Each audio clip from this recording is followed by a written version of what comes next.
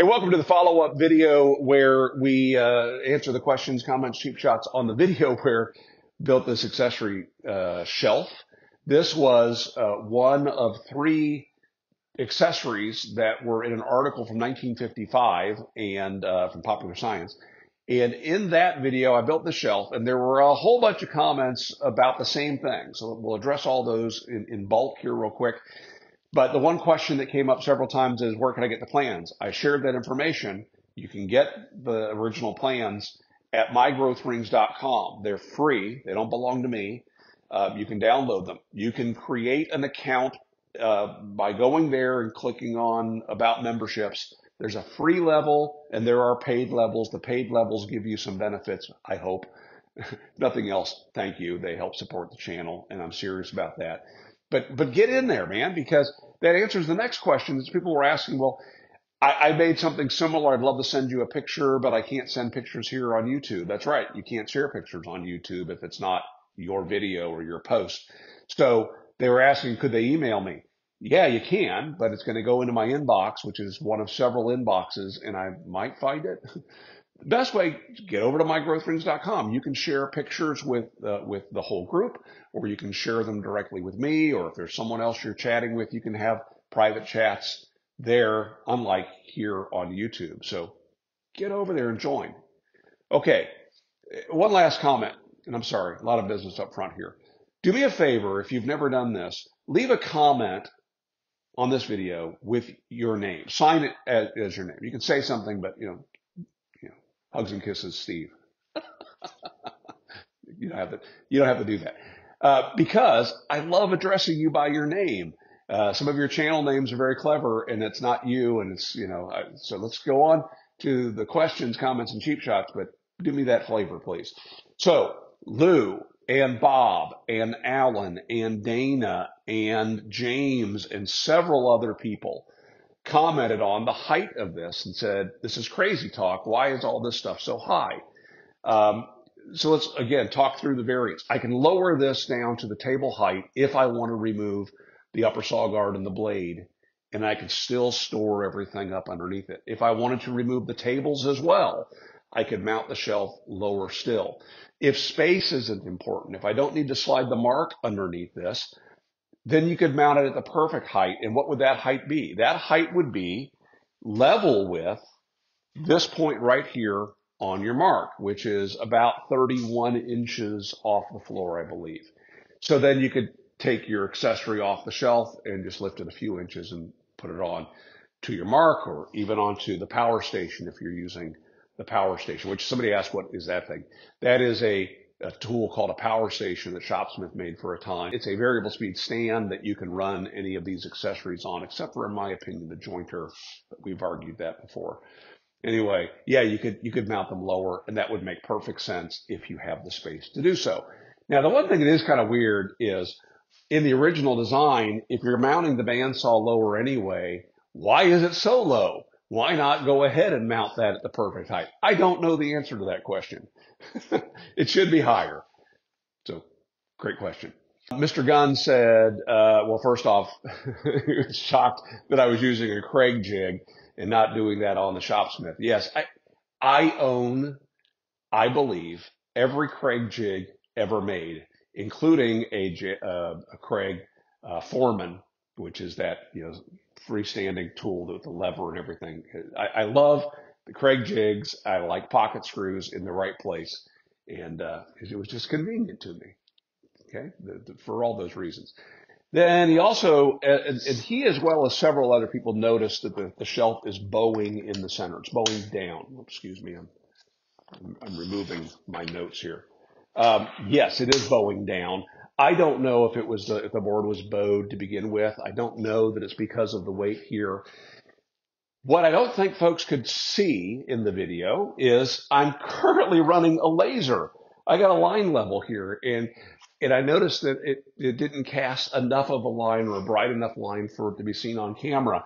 But there is a horizontal line being cast across that shelf. It shows me two interesting things. First one is, yes, it is bowing in the center, but it's also about 3/4 of an inch, the whole thing, about 3/4 of an inch lower on this end because the floor in this building tapers. It tapers towards a garage door, as garages do. So, yeah, if it were critical that it be absolutely level, then we could go to town making the thing level. I would have adjustable feet underneath this side to raise it up. I would probably screw a furring strip across the entire back there and have the shelf sit on that furring strip. That would also give me a place to run some screws in to affix this. Somebody else commented about, from a safety standpoint, should it be fixed to the wall? Well, of course it should be fixed to the wall, which is why mine is fixed to the wall over here. I haven't done anything over on this side yet, but yes, absolutely, you want to have this thing attached to the wall. So, but in the center, yeah, I'll raise that up so that it's level. The funny thing is, depending upon what angle that we're at, it looks like it's level or it looks like it's even on an incline. I'm not going to stress out too much about that.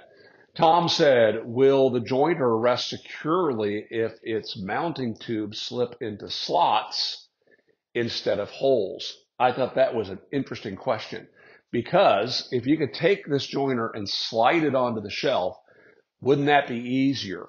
My initial answer was no. And then as I thought about it, I thought, well, it's on the end. Maybe, as long as the bandsaw is not in the way, maybe you could slide it in from the end. Sliding in from the front, I think, would be a problem, because then there'd be nothing to keep it falling off the front.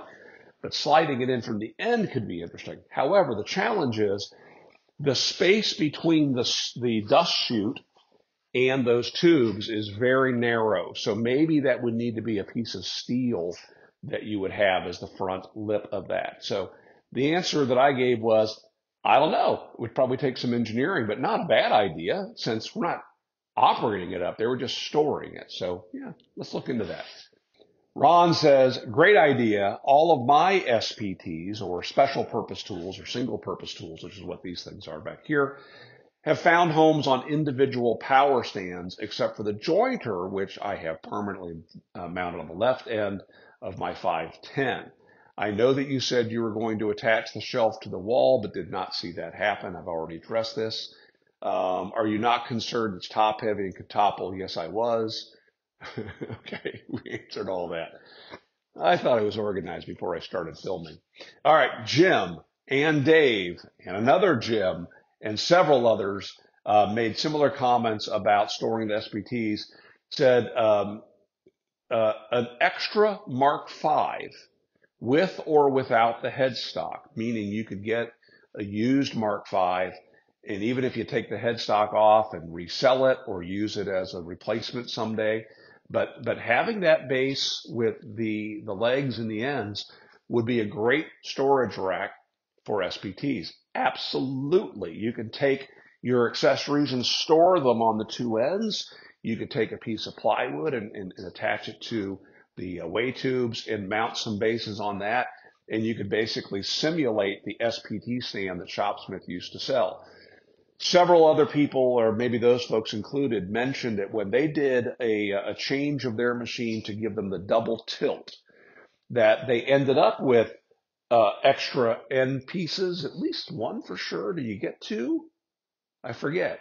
Anyway, they ended up with extra leftover base pieces, and they used those to mount their accessories. Yeah, great. That's great upcycling. You should have done that. If you didn't do that and you're wondering what to do with those parts, there you go. Greg said that he was able to do his storage setup during COVID. And what he did was, in his space, he's got unfinished walls, and he was able to add shelves in between the studs. It sounds like he was using them, using pieces that would extend out beyond the wall, if I read that correctly. That's a neat idea. If you're worried, a lot of us, for the longest time, my space was unfinished. It's a great idea to utilize that space in between the studs. Robert said, did you ever do a video on this shelf that goes underneath the storage shelf down here?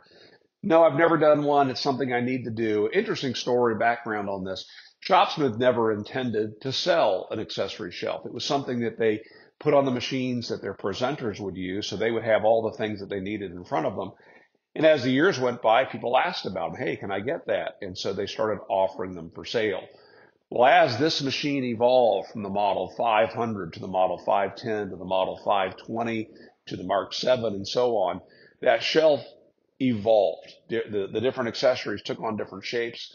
And so I've not done one personally. I have on another Mark V, one that I've owned since 1987. I've got one of those accessory shelves. But this is a project that I have in mind because there's some things that I would do differently if it were me. But if you go to the files section of the Shopsmith Owners Facebook group, there have been uploads over the years of templates. And so if you want an idea of how you might lay out such a shelf to build for yourself, I would steer you there. It's not been added to mygrowthrings.com yet. It's not my content, but if somebody were to want to share it there, I would be okay with that. Liquid Rock Aquatics, 3,900. See, there you go. I doubt that's his name. Whatever happened to, what happened with John Malecki, the most dangerous tool, blah, blah, blah. I know you offered to go there, but never heard anything past that. Okay, if you didn't hear, I did go there. There was a video on his channel that I went to a shop and we talked all about it. And he actually donated his machine to and allowed me to give it away. So that was all done over a year and a half ago. And I linked to those videos in the comment to this question, but definitely I heard from some people that they stopped watching John when he posted that Shopsmith video. And so they didn't see that follow up. I would encourage you to go check that out and give me your comments back. All right, Jonathan posted an interesting comment and reminded me of something that I'd completely forgotten about. There's a gentleman here on YouTube who's very active on a number of the forums and channels and such. He's even over at mygrowthrings.com. His name is Jeffrey Baker. And Jeffrey's the guy that made that long quill handle that I used when I was mortising, kind of purple. Anyway, he did a video that's quite unique. He's got a very compact space, and he stores a number of his accessories in a very unique way.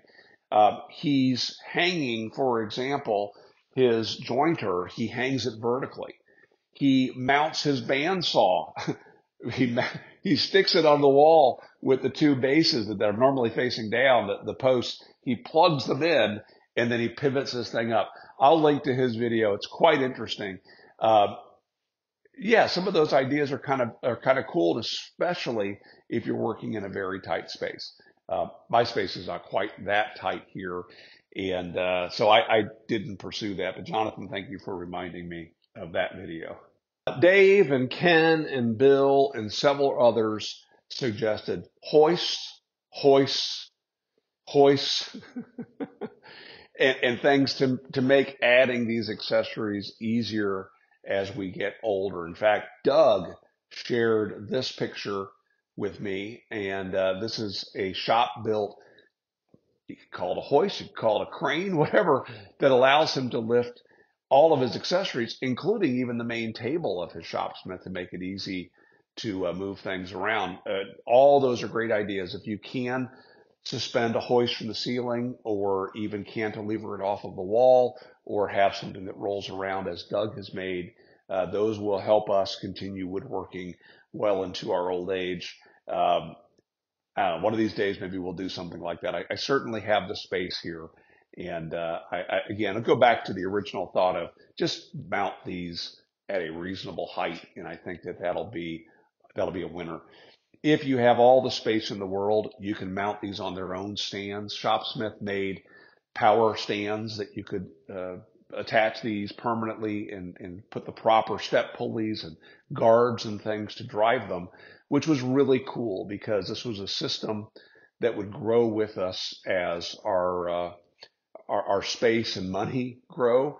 And, I see people that will abandon, say, the Shopsmith bandsaw because, well, now they can buy a standalone bandsaw, and then they're frustrated by that bandsaw because it's not as easy to use. I have a 14-inch Delta bandsaw, and that 14-inch bandsaw doesn't yet have a riser block on it. So its maximum cutting depth is 6 inches. The maximum cutting depth here is 6 inches. So, I've gained nothing really over running my bandsaw on my Shopsmith. I did that a long time ago, and we'll talk about that another time. All right. So, hey, as always, appreciate all these. Thank you for the camaraderie and community. It was great chatting with you. And let's keep the conversation going over at mygrowthrings.com. And in the meantime, make it a great day.